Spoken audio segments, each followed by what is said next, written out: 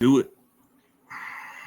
Hey, yo, welcome back to the show that is to the fans, for the fans, and created by the fans. Welcome back to 49ers Roundup and Sister Takes from the Faithful. We definitely got plenty to talk about. We definitely got our first and special guest coming on, man. So I'm definitely excited to have him on. So, man, let's get right to it. Let's round up. Damn, bitch ass boy, you a fan. Damn, fuck a hood, tax you for a gram. Damn, pussy nigga, do you know who I am? Damn, bitch ass boy, you a fan. Damn, fuck a hood, tax you for a gram. Damn, pussy nigga, do you know who I am? Damn. Hey, yo, what's good, Faithful? We're back at 49ers Roundup and Sister Takes from the Faithful. Man, we are on and cracking, man. We definitely got a special guest coming on, man. This man is a three-time champion, got one in the World League, got two in the NFL, one with the Denver Broncos, one with the San Francisco 49ers in 1994. So let's welcome everyone, the Blade, Dedrick Dodge, to the show. Hey, how's everybody doing, man? What's up? What's up?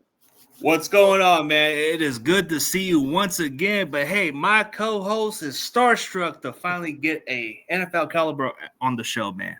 Man, definitely Yes, sir. appreciate it, man. It is an honor and a privilege to have you here, man. Thank you so much. Appreciate it, man. Honor's mine. And we're definitely getting started, man. I'm definitely going to get in a little bit to your Florida State and your and your road to the NFL, man. So I'm definitely going to get into your thoughts about that and tell us a little bit about your road to the NFL. Oh man, I'm originally from New Jersey and raised by my grandmother up north. My great grandmother finished raising me down south. That's when I started playing football in 10th grade. Was fortunate enough to get a scholarship at Florida State University. And then after that, man, in all reality, brother, I was working at Anheuser-Busch in Newark, New Jersey. Wow. I was working at Anheuser-Busch in Newark, New Jersey, and I had this agent kept calling me, and he kept saying, "You sure you don't want to try out for the NFL?" And I was like, "Nah, I'm good." And he kept calling me, and then he hit me with a line like he said, "You don't want to be like What If," which means that you don't know what if I could have made it if I would have tried and stuff. And that right there, that's what got me to go back to Tallahassee. And so Right. when I went down there, Leroy Butler told me, he said, like, look, because, he was going to be a high draft pick. And so, like, he said, if when the scouts come, I'm going to call you, and you come out and work out with me. And that's what he did. And so, when he worked out, I worked out with him. And so back then, I think it was 30 teams. And out of 30 teams, one team offered me a free agent contract, and that was the Seattle Seahawks. And Joe Vitt, was with the Saints and things like that, he just said, he was from Jersey. I don't know. He just said, we're going to bring you in. He liked the Miami game. They look at all the games, and you can't help but see other people make plays when you're looking at one person. You know what I'm saying? If you're making Right. plays. And that's what I tell my athletes that I coach now. If one person opened the door, they may see you, because if you're making plays as well, they're going to say, like, who is that? And that's exactly what Seattle did. It was like, we're going to bring you in. And then when I got into Seattle, I'm saying, I didn't make it that first camp. They was going to bring me back on practice squad, but I knew they liked me. And so then the World League came out, and then I had to do the combine with the World League, got drafted in the World League. We won the World League, and then the 49ers brought me back. Not 49ers, I'm sorry. The Seattle Seahawks brought me back.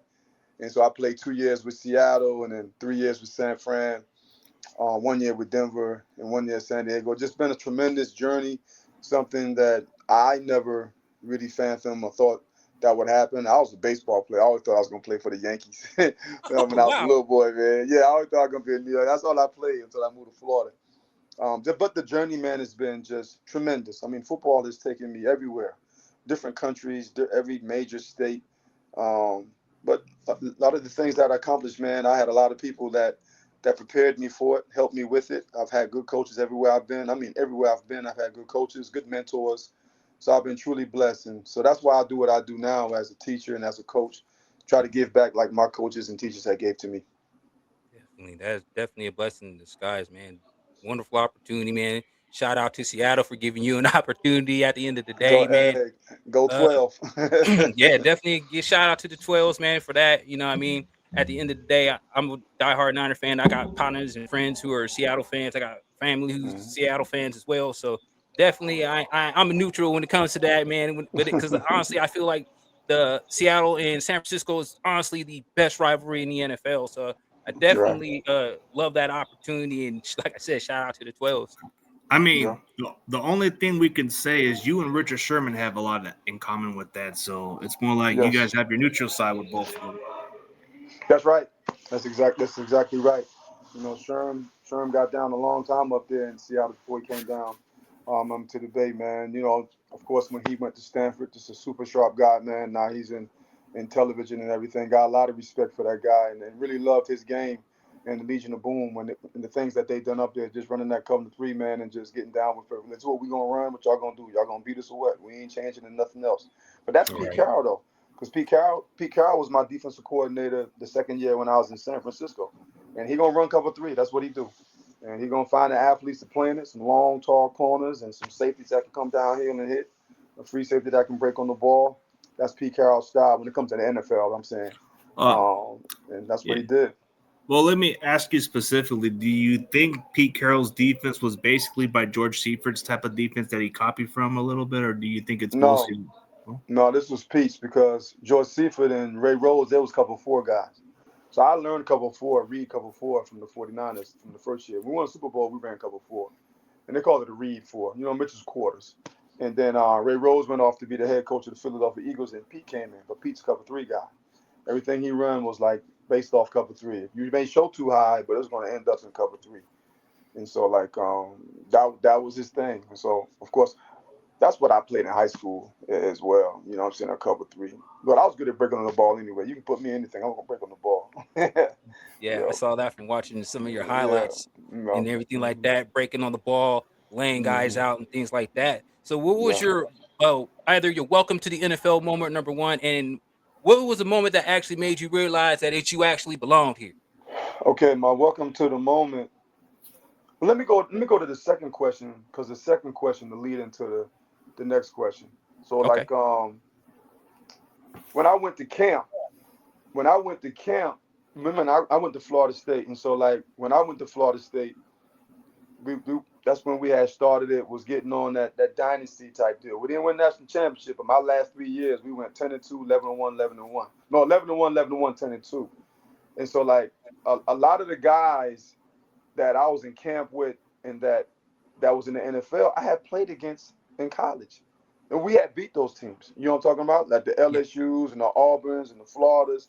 We beat Miami my senior year. So I'm saying like these are the same guys that I played against when I was in college. So I was not in awe when I went to camp. You know what I'm saying? I respected everybody, but I wasn't in awe like, I just played against you guys. You know what I mean? Now we all in the NFL together. It's like going from JV to varsity. You know what I'm talking about? So just like I just went up another level. So that's how I handled that when I went in there. I wasn't like intimidated enough. I was like, man, y'all was here.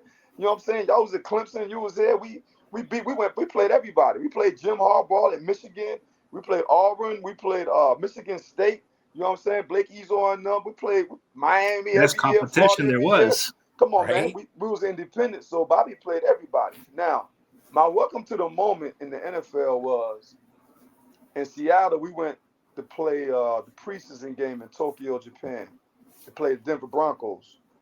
And so, like, I'm watching a group of guys go through bags from the Broncos.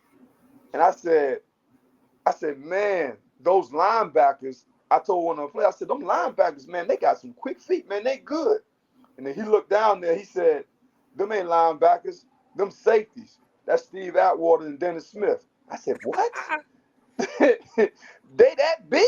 That was my welcome to the NFL. Like, Denver had 2 safeties that looked like linebackers. Right. And I was just like, I am 185 pounds. And them boys both 225 or whatever, how much they weighed, 6'3". I was like, this looking like what the NFL said he's supposed to look like, Sean Taylor and all like that. So that was my welcome to the moment in the NFL. Definitely appreciate that. And then also, who was the toughest like quarterback receiver combo that you ended up facing during your career? Troy Aikman. I know, and I always want to tell people this, and I tell my kids in class this. I was never a cornerback. I played safety ever since high school. Okay. Since I was $150, I always played safety. So I never really had to like cover nobody. All I had to do was break on the quarterback, field routes and stuff. That's not like being a cornerback. That's a tougher job than being a safety. Now you got to come up and hit and tackle. gotta be physical. But as far as like going against one-on-one, I'll say some of the elite ones when I was there was Troy Aikman, Michael Irvin. And then when I was in Seattle, of course, it was Joe Montana and Jerry Rice. Um, those the ones that stand out to me the most. Those combinations there. It was Joe Montana, you know what I'm saying, Jerry Rice, Steve Young, Jerry Rice, and then um, Troy Aikman and Michael Irvin and Alvin Harper. You know, those three, and Jay Novacek. It was all of them. Ooh. You had to Yeah, find. people forget about him. It was triple threat. You know what I'm saying? Other than him, they just call had them a elite triplets. squad. Triplets, Right. man. You ain't know. It just that's how live it was. That's wild. Wow.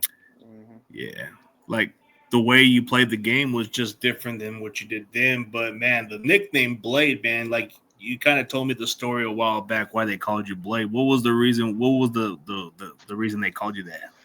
When I went to college, I was 153 pounds, same height. And so, you know, I used to get a lot of jokes, and people crack a lot of jokes on me. All the skinny jokes you can say, they did. And so, like, our offensive coordinator name was Wayne McDuffie, and he was behind me one day in line in the cafeteria, and he just said, "You're skinny." He said, "You're skinny like a blade of grass." He said, "Your name is the Blade," and it stuck. Everybody called me the Blade. But then it went like it was like a double edge to it, because when they found out when we got to the field, I was striking folk. I ain't gonna front. You know what I'm talking about? I will hit somebody. And so then they said I was like, oh, he cuts like a blade. So it's like, all right, he's skinny like a blade of grass, and he be high, and then he come out and he cut people like a blade. So the blade go two ways. Skinny like a blade of grass, but then he'll cut you. You know what I'm saying? He'll slice you like a blade, like a knife. And they call me that to this day. My nickname, people that know me, they call me the Blade. Yeah, and even watching some of you, like I said, watching your film and your highlights, there's one particular play where I didn't even see you cut through the guy to even get to make the tackle there, and you lit that guy up. So I'm like, Yeah, man. whoa, like it was great. It was shocking to see, you know what I mean? And this is from on your Florida State tape. So I'm like, Yeah. this is wild. Like, I yeah, came I see that. I came up under a defensive coordinator that was a Junction boy. And anybody that know about the Junction boys from Alabama, that was Bear Bryant's guys that I don't know, they might have given him salt tablets. You know what I'm saying? He had to weed them all out. He was one of those that made it through. So that's Coach Mickey Andrews, was as hard nosed a coach as you can get. If you was not physical, you could not play for Mickey Andrews. Just point blank. If you didn't hit, we hit every day. We tackled every day. Now I know they can't do that now because of regulations things, but at Florida State when I was there, we tackled every day. We thudded. Even if we didn't bring them to the ground, they called it thud. We was hitting. We hit every day. Because style that, you know what I'm saying, need to be made was be physicality. And that's what he was all about. You know what I'm saying? I thank God for him because of coming up. Like I said, I had good coaches everywhere I've been. From high school all the way through to college and the pros. I've been coached by excellent coaches. I can't say that it's like, oh, I didn't have a good coach here. No, I had good coaches everywhere. And Coach Andrews was one of them as well. And the drills and everything that he gave us, and the tackling drills and the footwork drills, translated over to the NFL. Um, and so it was an easy transition for me. All I had to do was just learn the defense and just be me. I like the sound of that. Just be you, Mhm. man. That should be the motto around the league these days, man. And then going into this exciting 2026 season, man, with the potential Super Bowl caliber roster that people then you got folks talking about we gonna get 9 wins, man. I want to get your thoughts and pick your brain on this 2026 49ers roster, and also get your pick on Brock Purdy. Um, I love Brock Purdy. He reminds me of myself. He's just done greater things than me because he achieved a starting position. You know what I'm saying? Just he's an overachiever that's gained a lot of confidence. He's experienced. He's savvy. He can move. He can throw. He's smart. He wasn't a high draft pick, you know what I'm saying, like a lot of the guys that go in, but he surpassed a lot of those guys that was drafted above him. I think he plays every day with a chip on his shoulder with something to prove, quietly as he does, but internally he's like, yeah, you know, y'all picked me. I was here up under all you quarterbacks, and look, I done surpassed you. And it's at a great organization. You know what I'm saying? One of the elite organizations that's out.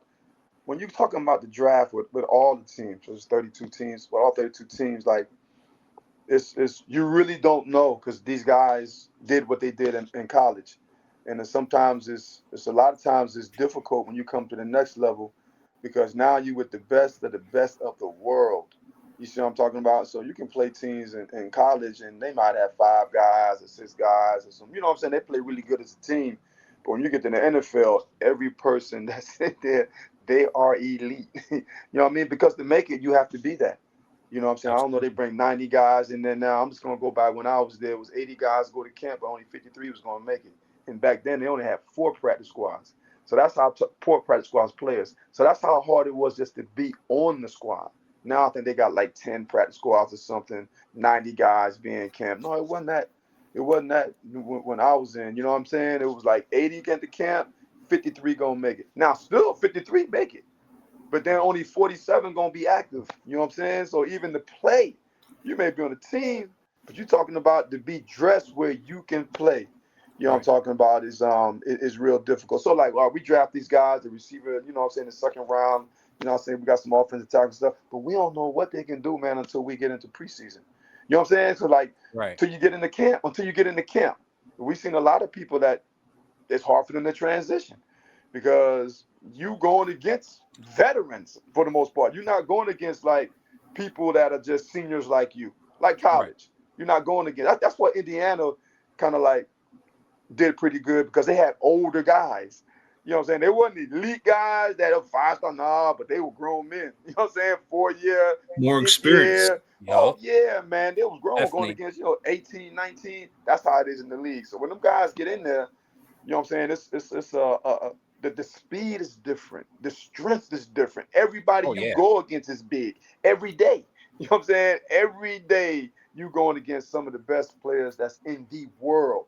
Not, all right, we going against this team or FCS team, and this team might not be as good this year. No, everybody can play in the NFL. And so sometimes that's just a learning strategy for them. So these guys that we drafted the Niners, we'll just have to see.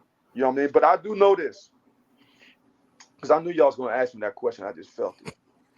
We knew it before I was going to say something. I knew y'all. I felt that was one of the questions y'all was going to ask me. What benefits us? First of all, the 49ers is a championship organization with a head coach that's come up under that. You know what I'm saying? You know what I mean? Like Kyle has come up under his daddy, Mike Shanahan, who was at the 49ers and at the Denver. But he grew up in championship type mentality. And then you go to John Lynch, who came from a championship mentality with the Bucks. You see what I'm saying? So you got 2 people that's really leading the team that they know how to build a team. They know how because they played in it. And they had 2 organizations that knew how to do it. You know what I mean? So it's not no learning experience for them. You know what I mean? These guys know. And that's what benefits the 49ers just about, over a lot of different organizations that's out there that's trying to turn the corner. Oh, it's San Fran. You know what I mean? They've been doing this for years. You know what I'm saying? It's rarely do you see down years with San Francisco. You know what I'm saying? Rarely do you see down years with Green Bay. Rarely do you see down years with Pittsburgh. You know what I'm saying? The elite squads, they know the Baltimore Ravens. Those cats just know how. You see how the Jets struggling and Cleveland, and you see the teams and the Raiders struggling. Yeah, the Raiders. The Raiders should never be struggling. I know Al Davis rolling over in his grave, like, what struggling? You know what I mean? As he had built, they got all the resources, but for some reason, management, head coaching, all that has to tie in together. The Niners don't have that issue. You see what I'm talking about? Pittsburgh don't have that issue. Baltimore, teams like that, they don't have that issue. You know what I mean? As those teams got. So that benefits the 49ers. We just in good culture wise, yes. Yeah, culture. That's a great example. The culture has been great for years. Yeah. Just make sure that Brandon needs to get on with the damn culture, or we need to move on. At this point, it's over with this guy. But like we were going to talk about what was the experience for you, like going through an NFL locker room compared to what you see in today's NFL culture. I think it's more of a business now than it was when I came in. Got to protect certain guys. A lot of money involved. the guys make a. I remember when I was in San Fran, we might have had one guy make $1 million. I'm talking about $1 million. It might have been one, and then everybody was making like 800,000 or 700. And you got to me, I was making 130 or 140. Oh no, the money is tremendous, but it's more international. You know what I'm talking about? You don't bang as much. You got to protect the players. To me, in all honesty, it's easier. And I know the percentage is still low, but it's easier to make the NFL for a person than it was when I played and way before when I played. You know what I mean? Because I remember the old cats used to tell me they used to only keep 3 safeties. You know, so when I got in, they kept 4 safeties. You know what I'm talking about? But the old guy said he kept 3. And that third safety was the guy that went in for free or went in for Rover. I just think now, just because you got so many practice squad players, you know what I mean? Like so even if you get released, you know, I think like 10. It might be over 10. I know it's 10 for sure. You know what I mean? So that's a spot for somebody, and they making great money on the practice squad. So to be there and get the experience and be ready for if somebody goes down, boom, they just go to the practice squad and pick them up. Now, that's every team that got 10 or more practice squads. So I just think it's a little easier than the one I went in. They protect them more. They rest them more. You can't hold them as long because of the business. Of course, we know in the game, you can't touch the quarterback, can't breathe on them. You can't hit receivers no more. You got to grab the flag. You got to grab the receiver flag. I don't like they take out crack blocks. I used to like that when receivers crack back on people. You can't do a lot of things that we were allowed to do. I know I sound old, that we was allowed to. But I do understand, because if you get a Patrick Mahomes hurt, that hurts the money. If you get a whoever hurt, that get a Brock Purdy hurt, that hurts the money because people want to watch and see Brock Purdy. Right. You know what I'm saying? And all these different stars that we have. And if they get banged up, you know, back in the day, it was just the guys, I ain't going to front. We just might have been a little tougher. Michael Irvin, the era Michael Irvin went in to the era now, it's kind of like what they say about LeBron and Michael Jordan. Right. These guys in basketball now don't get beat up like they did when Michael Jordan was playing, when the Pistons and the Knicks, you know what I'm saying? Or even Martin Iverson get beat up over the years. And Duckworth and them boys from Portland, well, they used to beat you up and fight and still play like hockey. You can't do that now. So the game has just changed on that. But I know because it's more business. As you ask me, it's just more business model now. I still love the game. I feel for the guys like how they can't be as physical as they normally can be. You got to really watch how you hit somebody. You know what I mean? That's hard to do when you're going full speed. You know what I'm saying? Yeah. You can't stop that. Man, it's just hard, especially when they duck in their head. But I understand the reason. We need people health, safety. A lot of guys that had, you know, CTE and different little things, you know, trying to protect us from us, which is important. You know what I mean? Because if I could play tomorrow, I'd go out and play. I swear I would. I'd go right back to the league. It's so beneficial. You can play for a long period of time for some of the positions, like even for the quarterbacks. Now they can play a little longer if they take care of their body rights. Easy, man. Yeah. At the end of the day, everybody still got pads in the helmet. That's all. I guess that's all the protection. Hey, Rodgers is like how old? Like 43, and he's still playing. Yeah, he's up there. He's up there. But like you say, you can't take the quarterback down hard. You can't land on him. You can't hit him nowhere but the pads. You really can't hit nobody hard. They're gonna look at that play. I don't care how clean the hit is. They're gonna throw the flag and look at it, and then if they think not, then they'll pick it up. But they'll either reject that player, reject them or put a fine on them. Oh yeah, that's both. Rodney Harrison, John Lynch, Chuck Cecil, Steve Atwater, they might have been playing for free. That's what I'm saying. That's how much Brian penalties. Dawkins, Darren Woodson, Tim McDonald. All those heavy hitters, man. Look here, they was head hunters, man. Yeah, come on. Heaviest hitter of them all, and it was Ronnie Lott. So he'd have been playing for free. Come on. Nah, Jack Tatum would be in jail if he was jail. They wouldn't have made it out of college Because in college, they would have got suspended for the next quarter, next game or Oh, something. That's how they do. You hit him too oh, hard, he's ejected and stuff. That's The cats would crazy. have never been able to play. They would have, oh. them guys in my era. Lawrence Taylor style of playing would have got him locked up also with those hits, man. Locked up, man. He was a game Locked changer. up, man. Locked up, man. Locked up. Yeah, All them old time dudes. yeah, and it's like I said, in the same time, like you said, you can't sneeze or do anything to the quarterback. You can't hit receivers the right way. It's almost a curse to play defensive back in the NFL now. Yeah, man. Because anytime it's a flag, and if it ain't the flag for hitting them too hard or something like that, first thing, pass interference, and that's been a curse for the Niners forever. Cost us a lot of games. Yeah. No. So now you just have to adapt and adjust. That's just how the game is now. So you have to say, okay, this is the way it is. I have to develop a way to be able to do it. So they do the little rugby tackles. You work on drills that keep guys' heads down, head up, but they hitting lower, and you wrap up legs and things like that. You got to stay away from the head now. So it ain't the old school. Like I grew up in high school, they call it screw to screw. Cause we hit from here. I'm hit my screw on your screw. They don't do that no more. Ain't no more screw to screw, man. No screw, no more of that. no screw to screw, no ear holes. No more of that. No more of that. Hey yo, no more of that. We counting how much paint you got on your helmet from the other Those team. Rams. Remember that? Like, oh, I got orange on my helmet. I got this. That means you was a hitter. If your helmet was like you're scarred up and stuff, you can't do that now. So it's just a new game. Got to be able to adapt to it. That's all. It would be too much concussions. They make a lot of money now, man. So they're protecting the brand. I get it. Yeah, it's changed a lot over the years, so it's kind of hard to play defense like it used to be. You got to play it very smart. You got to adjust differently. But since I was going to ask this question, since you played at Florida State, tell me about your relationship with Deion Sanders and what is he impact in today's NFL, even outside of football, like you as knowing him as a person. Deion been prime time since he came into college. He's always been. He's a celebrity.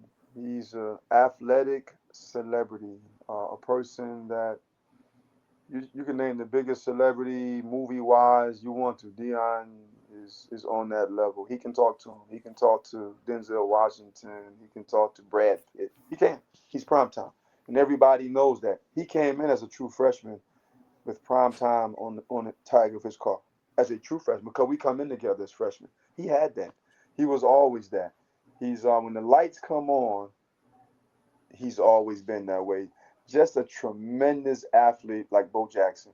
The two best, athletes. You can add Jim Thorpe in there and different things like that. But I'm talking about modern era. No one can do like as many things as Deion did. Deion was quiet off the field. You know what I'm saying? So like when the lights come on, you see prime. But when the lights go off, Deion he's secluded. He's a family guy. He stick with his teammates. He's a great team player. Everybody love him. And so like off the field, he wasn't like Deion didn't hang out and everybody know he don't drink, he don't smoke, he never did, he don't curse. That was in college. It's nothing new. He was like that when he was in college. And so when he was on the field, when you out, when the lights come on, boop, oh, it's prime time, baby. You know what I'm saying? He's gonna give you the show. And then when the lights go off, man, you got to find Deion. He gonna be in his room, laying down or joking with his friends and stuff.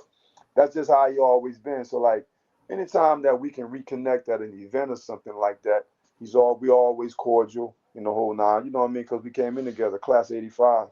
But just one of the best athletes that I know I've ever played with, hands down. I mean, Deion was good in track. Deion was good in baseball. Deion was good he was a point guard. He was good in basketball. You know what I'm talking about? We know he was good in football. I mean, I'm talking about not just can play him. He was good at all of them. Right. He just was good at all of them. And he just had a certain skill set. Like Bo Jackson, One of a kind. One of a kind, brother. You know what I'm saying? One of a kind. Him and Bo Jackson just, you don't see them guys now. You think about it. Like, you don't. No. They good. One guy they good at like look, and Deion was being home. When he talked about Travis, because he's not gonna try to one up Travis. You see, I'm talking about Hunter. But Travis is not the athlete Deion Sanders is. You know what I'm talking about? He's too small. You know what I'm saying? Deion can take the beating, you know what I'm saying? Deion was a better cornerback to him. To me, that's me talking now. Maybe Travis will be, but Deion came in, he was bigger. You know what I'm talking about? Travis' ball skills is tremendous, but can his body handle the NFL? Remember, we were just talking about this earlier now, right? You see what I'm talking about? Look at him go up there and get hurt. Now, this man is the Heisman Trophy winner now. Yeah, played multiple spots. Multiple spots when you was in college. That can only work so long. And people were saying in his mind, he thinking his body cannot handle that in the NFL. It's hands down. Man, it's different. You see who you hitting? Derrick Henry come around that corner. You know what I'm saying? These tight ends. Right. You know what I'm saying? That how big they are. You not. You know what I mean? This ain't you playing against Missouri and Purdue, and then you play against some good things. No, bro. Everybody got guys like that, and so that's why they're trying to now. I hear, maybe get him to play corner, maybe spot receiver, but still. And I love Travis. He's not Deion Sanders. Different He's kind just not. He's just not, man. He's not Deion Sanders. Deion Sanders return kicks. Deion Sanders return punts. Deion Sanders can play wide receiver. He ran certain routes for him, but Deion Sanders was a shutdown corner. Yeah. That he got that side of the field and had a gear that was different than anybody else's. I said this to a guy yesterday. Deion was like, them race cars, man, when you're racing and you push the little button to get more speed or something, the rocket, whatever it is, when you're racing them cars, you know what I mean? You drive the race car drivers, and they can push a button to get that extra boost. That's what that turbo. Turbo. There you go. Nitro. Nitro. There it is. Yeah, hit that nitro. Deion had nitro. He could be running even with somebody on the fade. And soon as he see the ball, nitro. He go get it. It's like that's it. And you see it on tape. You see it on his highlight tapes. You see it on his thing. He be running with a guy, the ball go, then boom. He's the only guy that can high step from the 50 and nobody catch him. Yeah, I know. Nah, it's like this guy can showboat and back it from up too. From the 50. Like he can go like this. Oh yeah, touch right, for real. Yeah, he had to be one of the coolest, most entertaining person. Like there was just nothing else that he wasn't good at, but he was good at anything. Like if they wanted him to be a pro wrestler, he could be a good promo talker if he wanted to. He said, man, he running with his hand down there from the 50. In the NFL, nobody. They call it the neon. The neon. Man, right. Dude was bad boy, man. Yeah, man. Yeah, and then speaking of another teammate, Dexter Carter was another guy you were close to when he played with the Niners. Like he was remarkable too, a very good football player out of Florida State and had a pretty good NFL career. Yes, sir. Dex came in. He might have weighed one. He weighed the same age, but he was shorter. But Dexter came in squatting 500. People didn't know that. Dexter, what? Dexter came. Look, Dexter for a small guy. Crazy. Dexter squat 500 and ran a 4.3 coming in. Like he was always that. And so you're talking about a little pack of dynamite, like not scared of nobody, even though he was small, he never avoided contact. See, Dexter wasn't no jitterbug, like, I'm trying to do. No, Dex, as small as he was, he gonna try to run you over. Dex was like that. And he had the speed. Very tough. Good hands, could catch the ball out the backfield and everything like that. That's how he got drafted first round. Dex might be 5'10". He might be that, 5'9.5", 5'10". But like I said, he squatting 500. And he run a 4.3 legit. It was him. Check this out. In college. This is in college now. At Florida State, our 4x1 relay team was Sammy Smith. He came in with me. Sammy ran a 4.3. First round draft pick in the Miami Dolphins. I was the running back. It was Deion Sanders. We know about Deion. It was Dexter Carter. And it was Arthur Blake, who won the bronze, I think, in the Olympics. That was our 4x1 relay team when we was in college. 3 football players and 1 track guy. That's how bad Dexter Carter, Deion Sanders, and them boys was, because that's what they did. They ran track during spring. They didn't have to go through spring football. They ran track. Man. But Dexter tough as they come. Kick returner, can run between the tackles to be a little guy. like Darren Sproles was and stuff like that. He was tough. He was tough, man, and was scared of nobody. He was not intimidated by anybody. But that's how he was when he was in college. Same way, he took that same mentality when he got to the NFL. If you talk to him now, he'll gonna sound the same way. He not. And so it's a testament, man. I came up under that, which helped me when I got to the league. That's such a just a great experience, man. And like, what are some of your thoughts on like your transition from like college to the NFL as far as locker room culture? Of course, the 49ers are going to be traveling 38,105 miles. So, what was kind of like your experience back then of traveling as an NFL player? Certain cities, what was kind of like your favorite city visiting when you went to go play another team, for example? Um, I think the majority of NFL players, Atlanta's gonna always be, if not number one, 1B. When you go to Atlanta, man, look, I don't care what team I played for.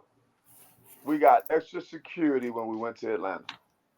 You know what I'm saying? Because Atlanta kind of is in an area where it's kind of close to where a lot of players are from, the South, the Northeast, the Midwest. And so, like, you have a lot of family coming to see when you're in Atlanta. But of course, Atlanta is one of, you know what I'm saying, one of my favorite. There's nothing like being. Now, I didn't play for Dallas. I didn't play for Green Bay, of course, and what's another team?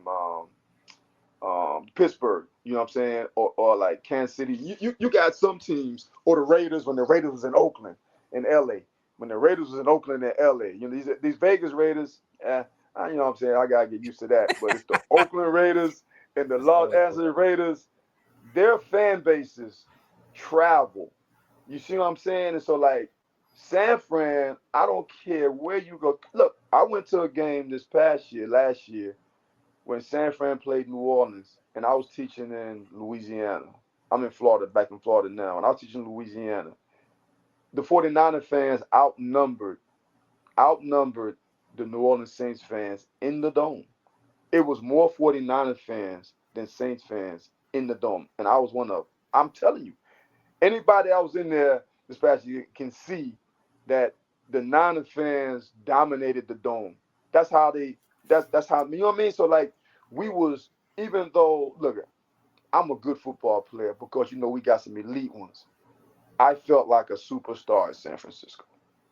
I felt like a superstar at Let's keep San it real because you Francisco, were. bro. I'm just being 100. Like Let's keep when it we real. You went were. places, man. When we went places, man, it was, man, it was there at the hotels. And like, it was just, you know what I'm saying? It's like the Cowboys, you know what I'm saying? Green Bay, you know what I'm saying? Pittsburgh, them teams like that. It's just, you like a rock star. That's how I felt. You know what I'm saying? Like when we came, man, just everybody off the bus. And, you know what I'm saying? Like you got a lot of perks because it's San Fran. You know what I'm talking about, in San Francisco. Their name just hold weight. That's all I can say. You know what I'm saying? It's like certain teams' names just hold weight forever.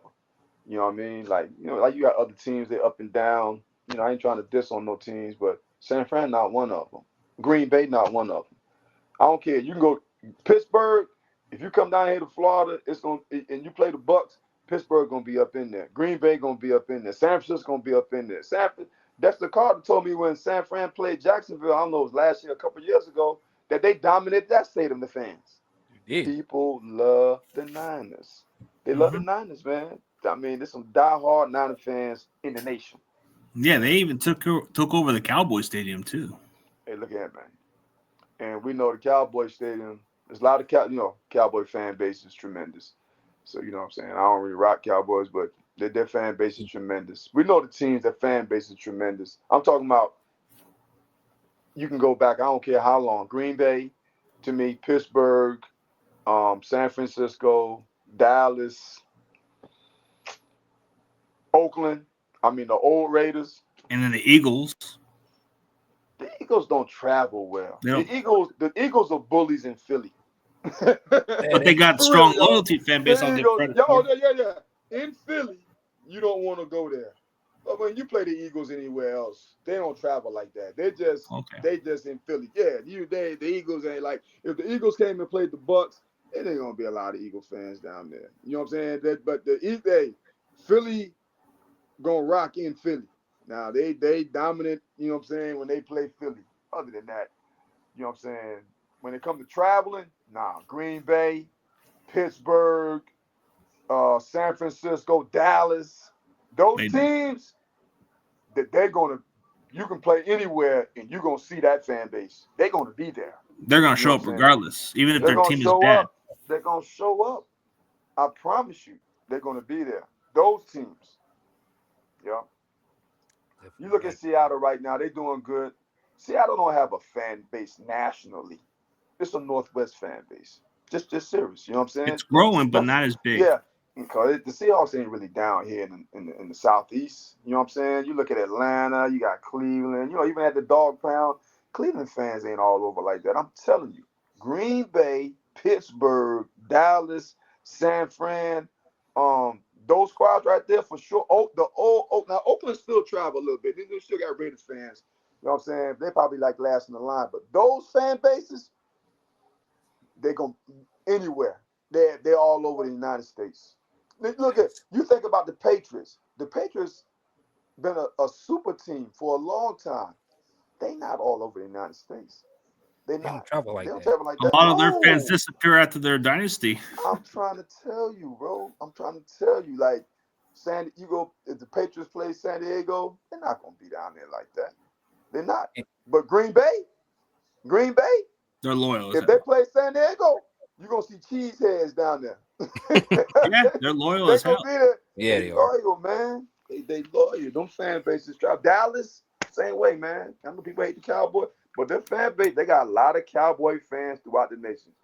The America's team and all that. Even though they ain't won in a long time, it don't stop their fan base. They travel well, yeah. They travel well. And they think they're going to win every year.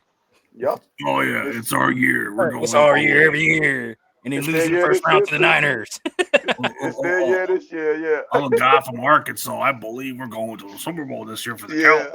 Yeah, right. Yep, facts, yo. Facts. Oh, yeah. It is what it is, man. But, man, dude, we kind of enjoy the perspective experience, man. We're looking forward to the upcoming season, man. But, hey, maybe in the near future we can get you back on, bro. But what you got? You got one last question, my guy? I got one last question, man. What advice would you like to give to some of these young athletes, content creators, people trying to chase their dreams right now, man? Because it's been rough out here. It's a rough world. Society's got everything messed up along with social media on top of that and everything else. So, man, what advice would you like to give to some of these younger folks coming up right now? Now you talking about as them being social media or them being as a athlete in athletes, the content league? creators, all the like above. All mixed. You don't give up on your dream. You gotta surround yourself with good people. You know what I'm talking about? You're gonna have haters and different little things like that, and you can't get discouraged.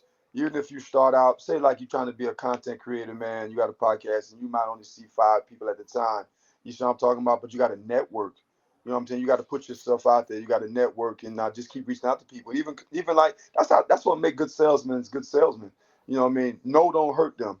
And so even if you're going out there and stuff like that, you got to keep pressing on. Like me, you know what I mean? When I went to playing football, yeah, I got cut. One team offered me a contract, and then I got released, but I didn't even give up. I was out of football in 1993. Worked out for like 4 teams, didn't get signed. The 49ers said, if we don't sign you in the season, we're going to sign you after. They signed me after. I still had to go make the team. Every team I played for, I had to make it. I had to beat out somebody. I wasn't a first rounder, second rounder. They didn't have no money invested in me. I made minimum every year I was in the league. The minimum. So I had to beat out the perseverance of it. So the same thing with these athletes. If you really believe in yourself, you know what I'm talking about. You surround yourself with good people. You train the right way. Podcasters and content creators, you prepare the right way. You know what I'm talking about. And you network as much as you can. You know what I'm saying? Because that's the biggest thing, especially for podcasts, to be able to get people like me and you did to me, CG. You know what I'm talking about? I'm cool with you. You know, we rap, you boom, you hit me. Hey, I got you. You know what I'm saying? Look at the time and stuff like that. That's just networking. You just reached out to me on Instagram, something like that, on whatever it was, a message. Yo, man, can you come? What up, bro? I can. You know what I mean? Then I know people. You think you might can get that? Well, I'll talk to them. You know, but you got to reach out. Because even if they can't that time, they may another time. You know what I mean? But you'll never know unless you ask. So we call that the shotgun approach. Like somebody trying to find a job. Yeah, It's man. the people we know, man. It's the people we know. We stay with the Yep. flow. Like, I just had to think of somebody in mind. I said, I knew I had to get a hold of Dedrick on this one because I knew you would be available. You said let you know any other time. I just didn't have nothing available. I was just too stuck up with interviews from other stuff. And then I was already getting a co-host for doing the show. And I said, you know what? I have an idea. Let's just get a guest for one of these guys when we do our podcast. And then he was just thinking like, who? Let me just reach out to Dedrick. Let's see what happens. And boy, it just Boom. happened from right there. Hey. Definitely. Yeah, Definitely, man. Dedrick, and I definitely appreciate you coming on to the show, man. I feel like this is one of the things, like I said, starstruck in the moment, man. And like I said, definitely appreciate you coming on to the show, man. Having a good time, man. And you are more than welcome. Anytime you feel like you want to pull up, do so. Yes, sir, man. Appreciate you guys, man, and thank y'all for having me on, brother. Oh, yeah, anytime, man. But hey, man, we'll definitely get you back on in the near future, man. We're just gonna we're getting this podcast started, man. We're on the 5th episode, man, and you just happen to be the first special guest. Yes, sir, Yep. man. I appreciate you, brother. Yeah, definitely. And Appreciate man, you. definitely make sure you guys tune in for a 49ers roundup next week, man. Definitely gonna be have a lot more going on with the 49ers. Up and until next time, this is your boy CG. This is your boy IMD's man. Thank you to Dedrick Dodge for pulling up and Bang, bang. having a good time and a good show with us, man. And until next time, we out, man. Peace. Peace. Damn, bitch ass boy, you a fan. Damn, fuck a hood, catch you for a gram. Damn, pussy nigga, do you know who I am? Damn, bitch ass boy, you a fan. Damn, fuck a hood, catch you for a gram. Damn, pussy nigga, do you know who I am?